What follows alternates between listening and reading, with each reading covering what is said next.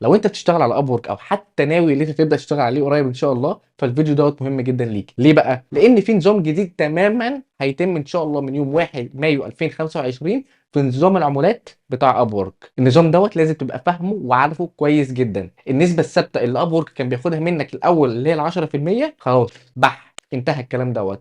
هيبدا ان شاء الله النظام الجديد يغير كل اللي فات دوت، وده معناه ان انت ممكن تكسب اكتر او ممكن تكسب اقل، وده على حسب فهمك للنظام دوت. انا فضل عبد العزيز الحمد لله بقالي 5 سنين شغال على ابورك، وان شاء الله في الفيديو دوت في اقل من 5 دقائق انا هشرح لك النظام دوت كله من اوله لاخره، وايه التغيير اللي حصل، وهجاوبك على كل الاسئله اللي ممكن تيجي في دماغك. مش بس كده، هعرفك كمان ازاي تستغل النظام دوت لصالحك. فركز معايا كده كويس واهتم قوي بالفيديو دوت.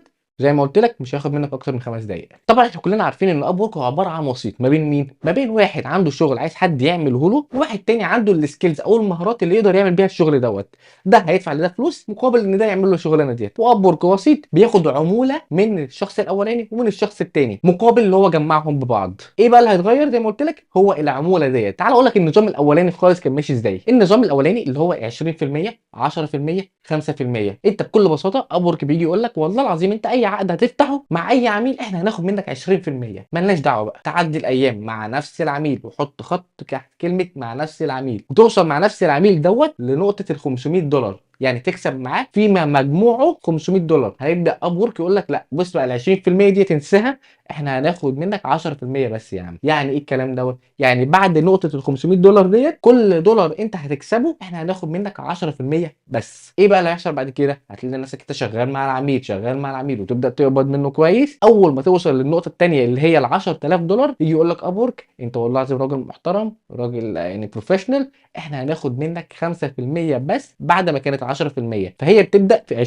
20%، بعد كده تبدا تقل. اول ما توصل لل 500 هتوصل تبقى 10%، بعد كده اول ما توصل ل $10,000 مع نفس العميل هيبدا ياخدوا منك 5% للابد بقى على طول مع طالما انت مع نفس العميل دوت. النظام الثاني بقى اللي جه بعديه على طول ولغى النظام دوت هو النظام ال 10%. اب ورك بيقول لك انا هاخد منك 10% على الاخضر واليابس. يعني ايه؟ يعني ايا كان المبلغ اللي انت هتكسبه من العميل دوت سواء بقى دولار او مليون دولار احنا هناخد منك 10%، مفيش كلام تاني بعدها. والنظام دوت الى حد ما كان كويس لان هو بيوفر عليك وجع الدماغ. اي نعم كان في حاجات كده برضو هتلاقي نفسك مع عقد كبير بصراحه شايف ان هم ياخدوا منك 10% ده كتير، بس مش مشكله. بس يعني ليه الحلو والوحش بتاعه. وده ينقلنا للنظام الجديد اللي هو 15%، 10%، 5%. خد بالك ده مش زي النظام القديم خالص عشان ما حدش يتلخبط. يعني النظام القديم اللي هو بتاع ال 20 10 5% كان بيقول لك ان انت لما بتبدا العقد زي ما قلت لك بيبدا النسبه دي تقل كل ما بتكسب اكتر. النظام الجديد دوت مش كده خالص. النظام الجديد دوت بيقول لك ان انت العقد اللي انت هتشوفه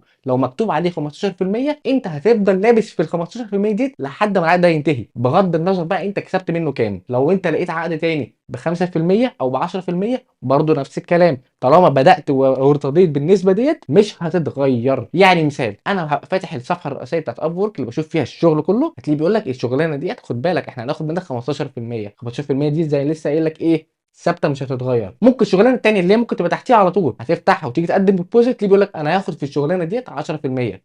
الله، يعني هي 5% ولا 10% ولا 15% ولا انتوا بتعملوها ازاي؟ قال لك بقى هنا في حاجات مختلفه معلش احنا بنقيم عليها الشغلانه ديت هناخد منك نسبه فيها كام. احد الحاجات ديت هي على حسب العرض والطلب. يعني ايه؟ يعني لو شغلانه معلش كده تقيله وعايزه حد خبره وعايزه حد بقاله كتير قوي شغال في المجال دوت ومش اي حد هيعرف يعملها، فمعلش برضو اب ورك مش هيبقى عايز يجي على الشخص اللي هيقدم ده، مش هيبقى عايز يجي على الفريلانسر التقيل اللي هيجي يعمل الشغلانه ديت. فهيجي يقول له والله العظيم بص احنا مش هناخد منك غير 5%. انما لو شغلانه معلش يعني سهله وتخلص في 5 دقائق والناس اللي بتقدم عليها كتير، لا معلش بقى ده احنا هناخد منك 15%. فهمت الفرق في الفكره بتاعتها؟ وخد بالك مش ديت الحاجه الوحيده اللي قايم عليها النظام دوت. في برضو حته ان العميل مستعجل عليها ولا لا. معلش يعني لو العميل مستعجل عليها فمعنى كده ان اب ورك عايز يخلي اي حد ياخد الشغلانه ديت، فبيقدم لك عرض اللي انت كفريلانسر اللي يقول لك بص اعملها بسرعه وهناخد منك 5% بس احنا عايزين العميل يخلص منها بسرعه لان العميل مستعجل، فده معناه ان العميل دافع فلوس اكتر. انما لو العميل عادي جدا على مهله وهيدور النهارده وبكره وبعده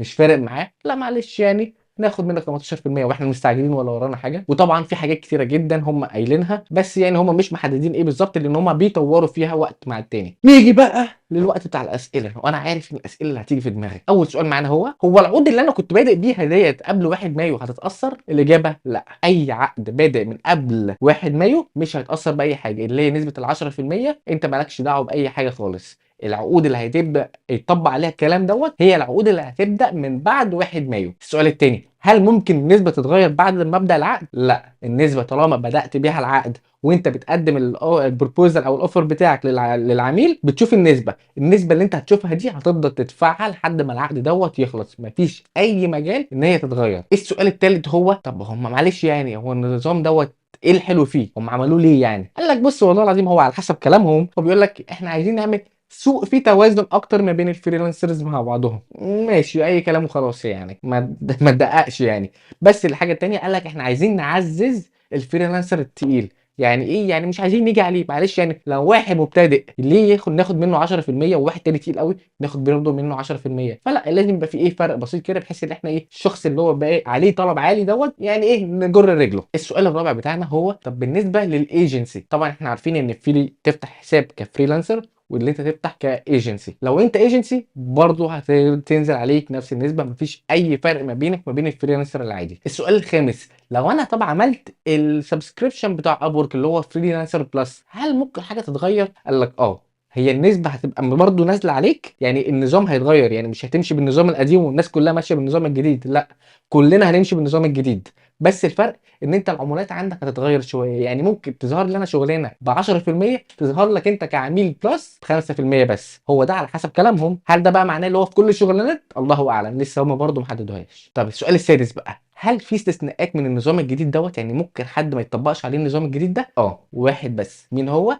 الشخص اللي شغال او الفريلانسر اللي شغال مع انتربرايز. يعني ايه؟ يعني مع شركه اوريدي متعاقده مع اب وورك، يعني شركه شبه ابل، مايكروسوفت، اير بي ام بي. الشركات ديت بيبقى ليها نظام مختلف خالص مع العملاء بتوعهم، بالتالي لما بيجي يتعاملوا مع اب وورك بيبقوا عايزين الناس اللي هم هيعينوهم من خلال اب وورك يبقوا ماشيين بشروط مختلفه تماما ملهاش اي علاقه بالشروط بتاعه اب وورك. يعني بشكل ابسط، لو انت كفريلانسر اشتغلت مع عميل عادي على اب وورك، فانت النسبه اللي هتنزل لك هي يا اما 5 يا اما 10 يا اما 15%، زي ما انا فهمتك يعني. انما لو انت شغال مع انتربرايز، يعني مثلا مايكروسوفت او ابل مشغلاك من خلال اب وورك، فانت مالكش دعوه بالنظام دوت خالص. الشركه ديت غالبا بتبقى انت ليك بيتخصم منك نسبه 10%، ودي راجعه لاتفاق اب وورك مع الشركه ذات نفسها، فما تشغلش انت دماغك، هي بتبقى حوالي 10% في الحدود ديت يعني، مش متاكد كام بالظبط. طب هو برضو يعني معلش يعني هو الفريلانسر اللي بيشتغل مع الانتربرايز ده احسن مني ومنك في ايه؟ اقول لك هو مش احسن منك في حاجه ولا الكلام ده كله، هو بس الفكره ان اب وورك بتحاول تعمل تسهيلات كبيره جدا للشركات ديت، وهي بتظبط نسبه بقى العموله اللي هي هتاخدها منك مع الشركه بره عن نظام اب وورك ذات نفسه. بس اقول لك حاجه،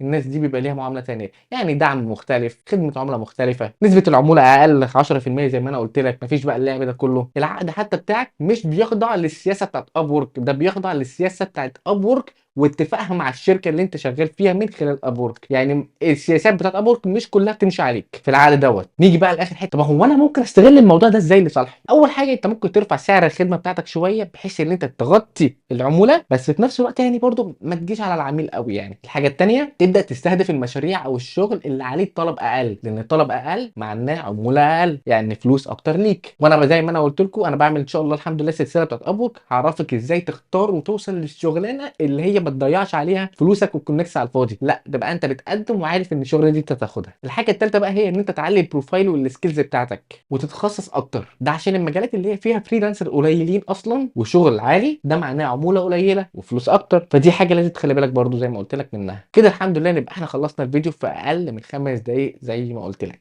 او مش عارف يطلع في قد ايه، بس ده راجع بقى للمونتاج بصراحه، بس ان شاء الله يبقى اقل من 5 دقايق. بس اول حاجه بسيطه قوي، وهي ان تحليلي بصراحه للموضوع دوت، ما اظنش ان ابورك هيطول اكتر من سنه في الموضوع دوت. النظام اللي قبليه دوت اللي هو بتاع 10% قعد سنه او سنتين بالكتير قوي، فما اظنش النظام الجديد دوت يعني هيطول شبهه، لان مش عارف حاسس ان في حاجات كتير قوي جدا ممكن تتلعب فيه، يعني ممكن في حوارات ممكن تحصل وسهل قوي اللي هو يضحك على السيستم فيه. لو اعلم بقى هم ممكن بقى يديتكت حاجه شبه ديت او يبداوا يحسنوا من الالجوريزم بتاعتهم بحيث ان هم يظبطوها اكتر، ده اللي هنشوفه. ولو في اي تغيير طبعا انت عارف هتلاقيه فين، حاجه اقول لك يعني اكيد. وبكده الحمد لله نبقى خلصنا الحلقه بتاعت النهارده. ما تنساش الحاجه الوحيده اللي بطلبها منك وهي ان انت تعمل سبسكرايب للقناه ديت.